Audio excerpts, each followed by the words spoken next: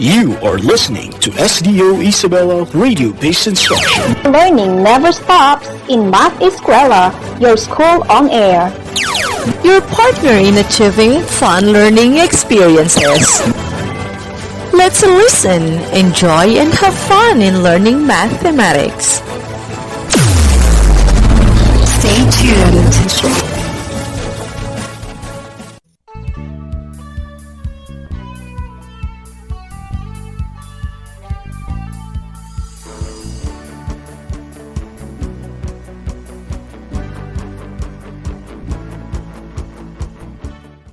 Good morning, grade 10 learners! Greetings from the bottom of my heart.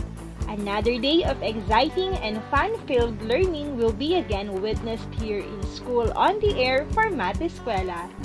This is Rochelle K. Bernardo Ramirez, your radio teacher for today. Stay tuned for the next half hour of Mathematics 10 lesson that is enjoyable and informative to listen to. Are you all ready, young mathematicians? That is great! Let's get it on! How are you feeling today, my grade 10 learners? Are you all excited for today's episode? Before we start, do not forget to practice the safety health protocols to keep you and your family safe from COVID-19. Always keep safe, students. Fasten your seatbelts, grade 10 learners, for you are all ready to take off. Before we start our lesson, be sure to have all your things with you like your paper, pen, and modules for you to work on. You can also bring water and snacks to keep your energy at its fullest. Will you bring out your modules in Mathematics 10? I am pretty much sure that you are all energized for today. For today's lesson, we are going to discuss on how to solve problems involving polynomial functions. Are you ready, learners? If you are ready, give me a resounding round of applause.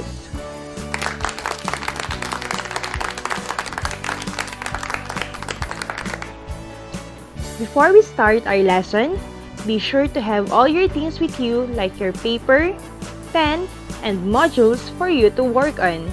You can also bring water and snacks to keep your energy at its fullest. Will you bring out your modules in Mathematics 10? I am pretty much sure that you are all energized for today. For today's lesson, we are going to discuss on how to solve problems involving polynomial functions. Are you ready, learners? If you are ready, give me a resounding round of applause. Before we start our lesson for today, let us have a brief review of the past lesson in the last episode. What is the previous topic all about? Very good! The last topic is all about graphing a polynomial functions. Today, this module is here to help you solve problems involving polynomial functions applying the concepts learned in the previous modules. The scope of this module permits it to be used in many different learning situations. In your previous modules on polynomials, you learned to apply the solutions of 1 and 2 degree functions, the linear and quadratic functions respectively. In this module, the focus is on solving problems using the solutions of polynomial functions of higher degrees like the cubic and quartic functions. The ideas of relations and functions were first introduced to you when you were in grade 8. Relations may be presented as a set of ordered pairs through a table of values, by mapping or diagram, graphically, or by writing a rule or an equation. Not all relations are functions. All functions, on the other hand, are relations. The relations described by the equations y equals x plus 2, y equals 2x squared plus x minus 4, and y equals negative x cubed are not mere relations but are functions, since to every value of x, there corresponds exactly one value of y. Can you still remember? The aforesaid equations are first degree, second degree, and third degree polynomial functions known as linear, quadratic and cubic functions respectively. Polynomial functions may seem abstract to many, but through this module, you will realize that this idea that may seem abstract is actually being used in fields other than mathematics, designing, manufacturing, business, economics, demographics, and many more.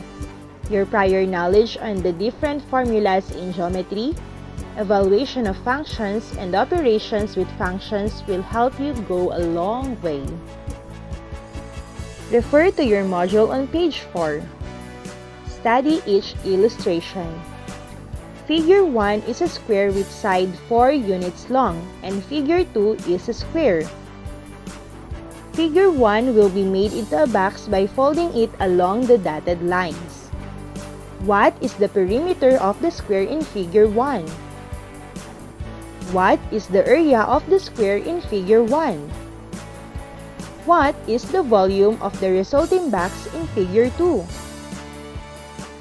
Let us consider the figures used and shown in the given figure. To get the perimeter of a square, we need to add the lengths of all the 4 sides or simply multiply the length of one side by 4 since all the sides of a square are congruent. Thus, the perimeter P of a square with side S is computed using P equals 4S. We can conclude from this formula that the perimeter of a square depends on the measure of its side. Therefore, P is a function of S, or P of S equals 4S. On the other hand, the area A of a square with side S is computed using A equals S squared. From the formula, we can conclude that the area of a square depends on the length of its side. Thus, A is a function of S, or A of S equals S squared. The perimeter of a square is computed by adding the lengths of all the sides of the squares or by multiplying the length of the sides by 4. Did you understand? So for our solution, the area of a square is computed by squaring the length of the side of a square. This means that the length on the side is multiplied by itself.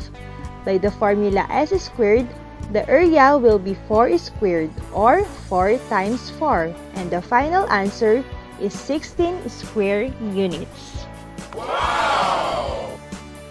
Furthermore, to compute for the volume or capacity of the box, we multiply the area of the base B with the height x of the box. Thus, the volume of the box is V equals B times x, which when further solved will give us V equals 4x cubed minus 16x squared plus 16x. This again tells us that V depends on x. Thus, V is a function of x, or V of x equals V times x, or that V of x equals 4x cubed minus 16x squared plus 16x. To compute the volume of the box, an example of a rectangular prism, multiply the area of the base of the box by the height of the box. These 3 cases are basic applications of polynomial functions. The P of S equals 4S, A of S equals S squared, and V of x equals 4x cubed minus 16x squared plus 16x. Now, let us take a look at more applications of polynomial functions. Let us have example number 1. A cube has a capacity of 125 cubic centimeter. What is the length of its edge? To find the length of its edge, we have to look for the cube root of 125. Therefore, the length of the edge of the cube is 5 centimeter. Did you get it? Hands up, grade 10 mathematicians! It seems that you already mastered our topic for today. For that, everybody deserves a round of applause.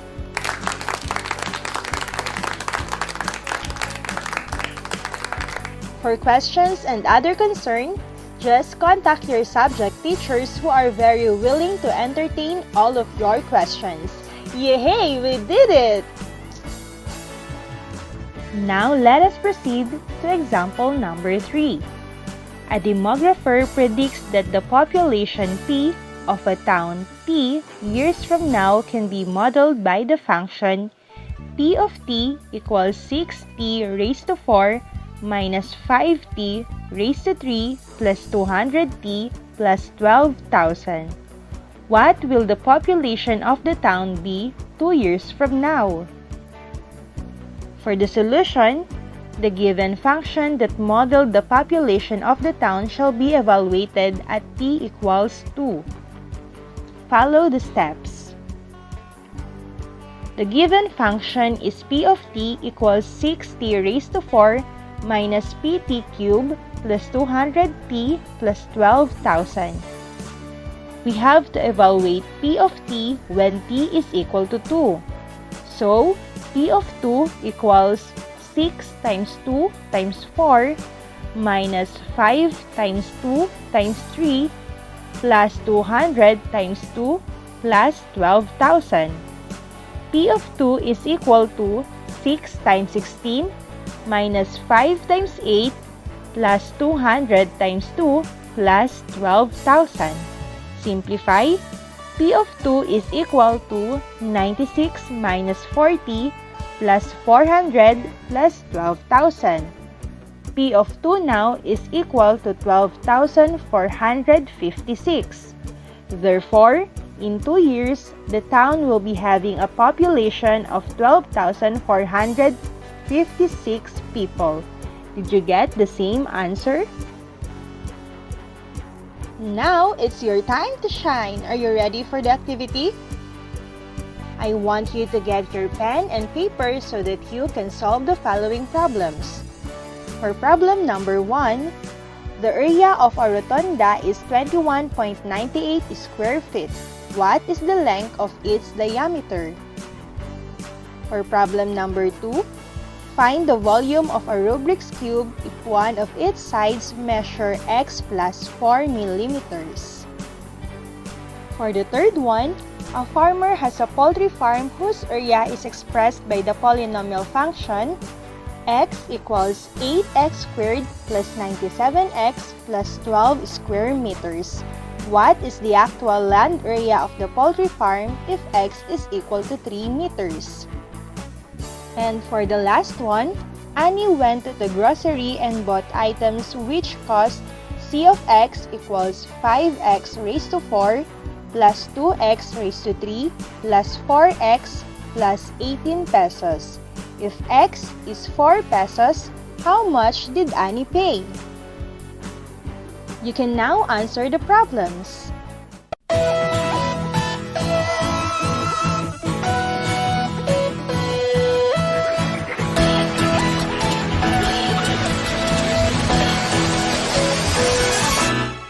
Ito ang bagong simula, ang bagong normal, bagong umagang parating.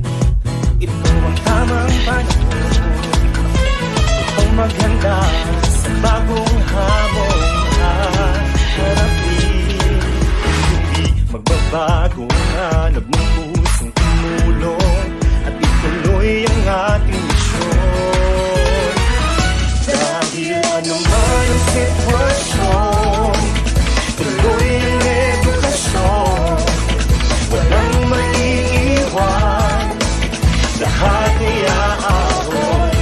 Sama-sama tulong-tulong sa ating pagsulong.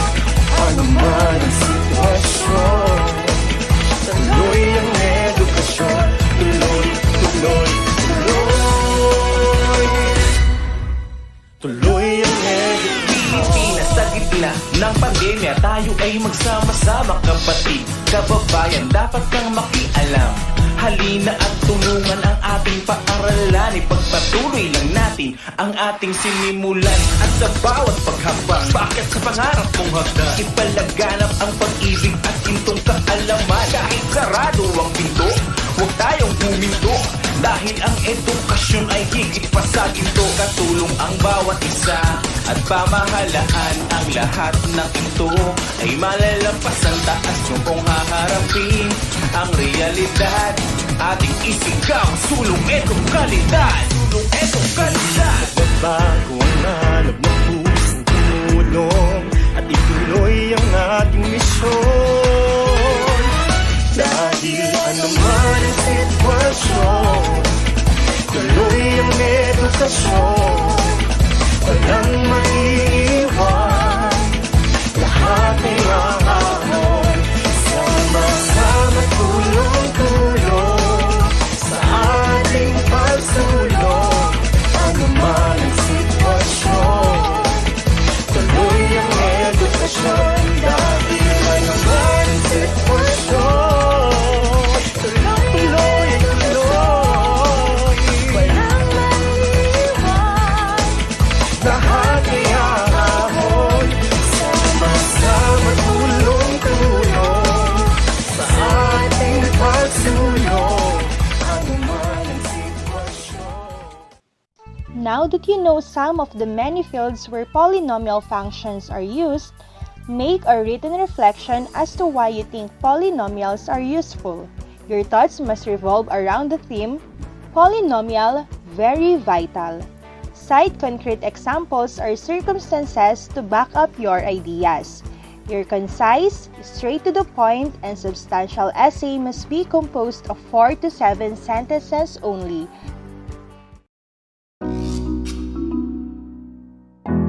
Mare, narinig mo na ba ang tungkol sa online distance learning ng DepEd? Ano ba ito? Ay oo, Mare! Ang online distance learning ay isang pamamaraan kung saan maihahatid ng mga guro ang kaalaman para sa mga anak natin sa tulong ng teknolohiya gaya ng internet, laptop, computer, at cellphone. Ganun ba, Mare? Oo, Mare. Hindi magkakasama at magkakaharap ang mga estudyante at mga guro. Maaaring matuto ang mga bata sa pamamagitan ng online na pagkatuto.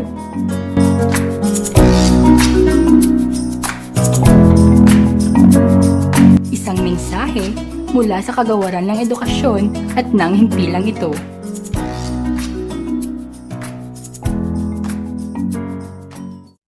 Hands up, grade 10 mathematicians!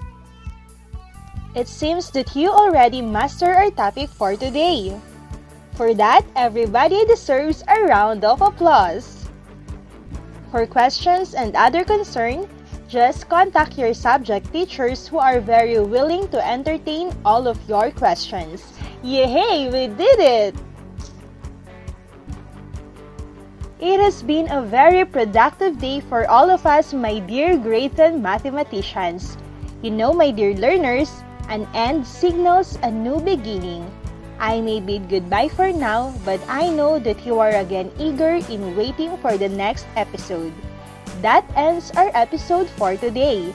On behalf of our script writer for today's episode, Mrs. Christine D. Tadeo, and the SDO Isabela RBI Productions, this is Teacher Rochelle K. Bernardo Ramirez of Isabela School of Fisheries, Palanan, Isabela, extending our sincerest gratitude to you, dear learners, who enthusiastically be with us from the beginning up to the end of this episode. Do not forget to practice the different health protocols like frequent washing of hands and wearing face masks while staying at home to keep you and your family safe from COVID-19. Stay tuned for the next episodes. Goodbye!